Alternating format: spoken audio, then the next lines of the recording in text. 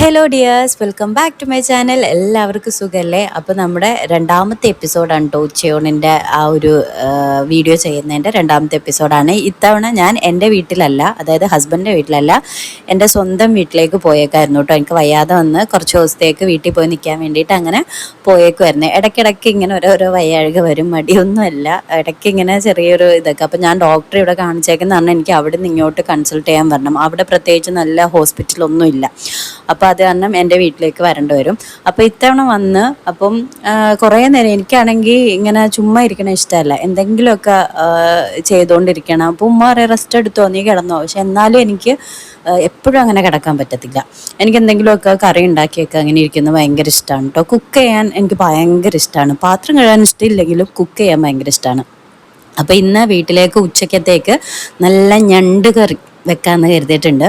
ഞാൻ ഞണ്ട് കറി വെക്കാമെന്ന് പറഞ്ഞ് ഞാൻ ഉമ്മിച്ചി അപ്പോൾ കുളിക്കാനൊക്കെ പോയ സമയത്ത് ഞാൻ ഞണ്ടൊക്കെ ഒന്ന് ക്ലീൻ ആക്കി എടുക്കാമെന്ന് കരുതിയിട്ടുണ്ട്. എനിക്ക് ആദ്യം ഒന്നും ഞണ്ട് മുറിക്കാനായിട്ട് അറിയാൻ പാടില്ലായിരുന്നു, എനിക്ക് അറിയത്തേ ഇല്ലായിരുന്നു. പിന്നീട് ഒരു ദിവസം എൻ്റെ കല്യാണത്തിന് മുന്നേ ആയിരുന്നു കേട്ടോ, ഉമ്മിച്ചി ഇങ്ങനെ ചെയ്തുകൊണ്ടിരിക്കുമ്പോൾ ഞാൻ ചോദിച്ചു ഇതെങ്ങനെയാണ് നന്നാക്കണേ, എനിക്ക് നന്നാക്കാനേ അറിയില്ല എന്ന്. അപ്പോൾ ഉമ്മിച്ചി ഒറ്റ പ്രാവശ്യം കാണിച്ചു തന്നിട്ടുള്ളൂ. പിന്നെ ഞാൻ ഒരെണ്ണം എടുത്ത് ജസ്റ്റ് ക്ലീൻ ചെയ്ത് എടുത്തു നോക്കി കഴിഞ്ഞപ്പം സംഭവം സിമ്പിളാണ്.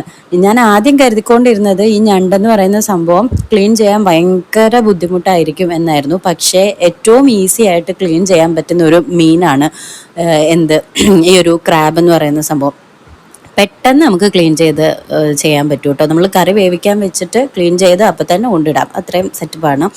അപ്പോൾ നമ്മൾ ക്ലീൻ ചെയ്ത് കാല് വേറെ, അതിൻ്റെ ഉടൽ വേറെ, അങ്ങനെ അങ്ങനെ മാംസം വേറെ, അങ്ങനെ അങ്ങനെ സെപ്പറേറ്റ് ചെയ്ത് കഴുകിയൊക്കെ ഇട്ട് ബാക്കി ഉമ്മിച്ചിയുടെ തെങ്ങൻ തടത്തിൽ കൊണ്ടിട്ട് കേട്ടോ. അത് പറമ്പിലാണ്, അതാണ് അങ്ങനെയൊക്കെ കിടക്കണേ. അപ്പോൾ അവിടെ കൊണ്ട് കളഞ്ഞാൽ മതി.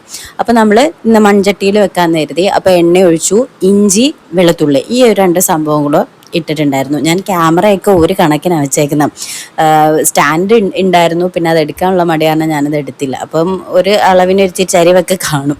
അപ്പം നമ്മുടെ ഇഞ്ചിയും വെളുത്തുള്ളി ജസ്റ്റ് ഒന്ന് സോട്ട് ചെയ്തിട്ട് അതിനകത്തേക്ക് ഒരു 3 സവാള ഞാൻ എടുത്തിട്ടുണ്ട്. കുറച്ച് ഞണ്ട് മാത്രമേ ഉണ്ടായിരുന്നുള്ളൂ, അപ്പോൾ ഒരു മീഡിയം സൈസ് സവാള മാത്രമേ എടുത്തിട്ടുള്ളൂ.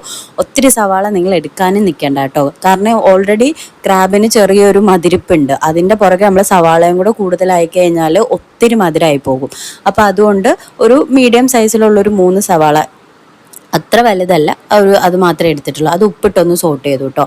പിന്നെ വീട്ടിൽ പറമ്പിൽ ചുറ്റിനും കറിവേപ്പിലയാണ്. ഇതേപോലത്തെ ഒരു 3 മരം ആ വീടിന് ചുറ്റുമായിട്ട് നിൽപ്പുണ്ട് കേട്ടോ. അത് പോരാഞ്ഞിട്ട് താഴെയും കുറേ കറിവേപ്പില ഇങ്ങനെ നിൽപ്പുണ്ട്. അതുകൊണ്ട് തന്നെ നമ്മൾ കറി തിളയ്ക്കുമ്പോഴത്തേക്കിനും പറമ്പിലോട്ട് വരിക, ഏതെങ്കിലും അതിനകത്തുനിന്ന് കറിവേപ്പില പറിച്ചുകൊണ്ട് പോവുക, ഇടുക, അത്രേ ഉള്ളൂ. അപ്പം ഞാൻ എന്തായാലും വെളിയിലേക്ക് വന്നു. അപ്പം നല്ല വെയിലായിരുന്നു. എൻ്റെ സ്റ്റാൻഡ് അങ്ങനെ പിന്നെ എനിക്ക് എടുക്കേണ്ടി വന്നു, കാരണം അങ്ങനെ എടുത്തു തരാനായിട്ടില്ലായിരുന്നു. മക്കളൊക്കെ സ്കൂളിലൊക്കെ പോയേക്കായിരുന്നു. അപ്പോൾ എൻ്റെ തൊട്ടടുത്ത് തന്നെ അലക്കലും അതിൻ്റെ കൂടെ തന്നെ പൈപ്പുണ്ട്. അപ്പോൾ അവിടെ നിന്ന് തന്നെ കഴുകി ഞാൻ നേരെ അകത്തേക്ക് കയറി കേട്ടോ. പിന്നെ ഈ കൊണ്ടുവന്ന കറിവേപ്പില മൊത്തം ഞാൻ ആ കറിയിലേക്ക് ഇട്ടു. എനിക്ക് ഈ ഒരു കറി എന്നല്ല, ഏത് കറിയാണെങ്കിലും കറിവേപ്പില ഉണ്ട് എങ്കിൽ അത് കൂടുതലിട്ട് ആ കറി വെക്കാൻ ഭയങ്കര ഇഷ്ടം. എനിക്ക് ചുമ്മാ ഒരു വിശ്വാസമാണ്, കറിവേപ്പില കൂടുതലിട്ട് കറി വെച്ചാൽ ആ കറിക്ക് നല്ല ടേസ്റ്റാണ്. അപ്പോൾ ഞാൻ ആ കൊണ്ടുവന്ന കറിവേപ്പില മൊത്തം അതിനകത്തേക്ക് ഇട്ടു കേട്ടോ. പിന്നെ ഒരു 1.5 തക്കാളിയും കൂടെ ആഡ് ചെയ്തിട്ടുണ്ട്.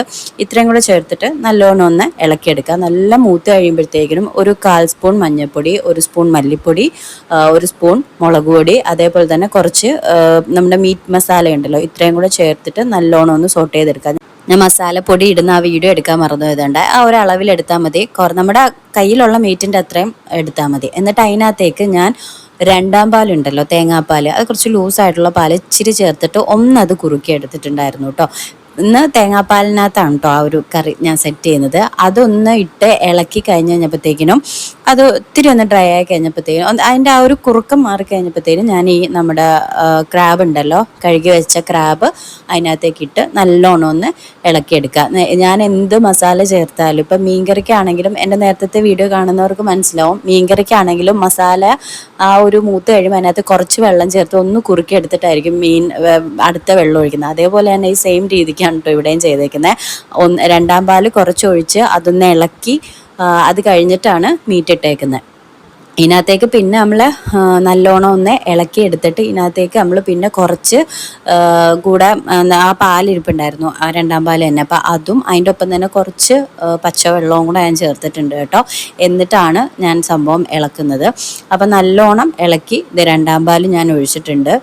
ഇതിൻ്റെ കൂടെ തന്നെ കുറച്ച് പച്ചവെള്ളവും കൂടെ ആഡ് ചെയ്തിട്ടുണ്ട്. അപ്പം നമ്മൾ ഓൾറെഡി ക്രാബിൽ നിന്ന് വെള്ളം ഇറങ്ങും, അപ്പോൾ അതിനനുസരിച്ച് ഇറങ്ങിയാൽ മതി. ഞാനിതൊരു കറി ആയിട്ട് എടുക്കാനല്ല, എനിക്കൊരു റോസ്റ്റ് ചെയ്തെടുക്കാനാണ്, കുറച്ച് ഡ്രൈ ആക്കി നമ്മൾ എടുക്കുമല്ലോ, അപ്പോൾ ആ രീതിക്ക്. അപ്പോൾ അതിനനുസരിച്ചിട്ടുള്ള മെഷർമെൻറ്റിലാണ് വെള്ളം ഞാൻ ചേർത്തേക്കുന്നത്.